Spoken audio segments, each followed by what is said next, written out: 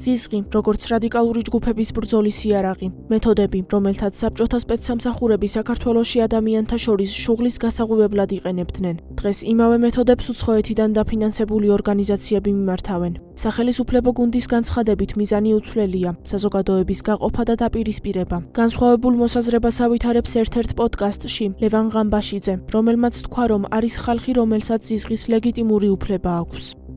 90-იანი წლების დასაწყისიდან საქართველოში არავის არ დაუთესია ამდენი სიძულვილი, რაც დღეს დათესეს USAID-ის, NED-ის და სხვა ფონდების მეშვეობით საქართველოში.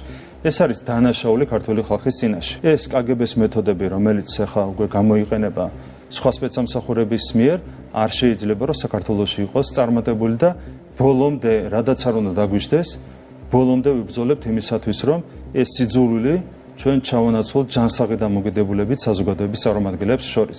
ეს ზიზღი სადაც უნდა გაუშვა რა, მაგრამ თავრობაზე ვამბობ ხამ შემთხვევაში, ხო? ანუ თავრობა არის ხალხი, პოლიტიკოსები არიან ადამიანები, რომლებიც წყვეტენ ჩვენს ბედს. ისინი უბრალოდ ხალხი კი არა, რომელიც რაღაცას საქმიანობს თავისთვის, რა ჩვენ ბედი უნდა გადაწყვეტოს. ამიტომ მეზიზღებოდეს არის ძალიან სწორი რამე.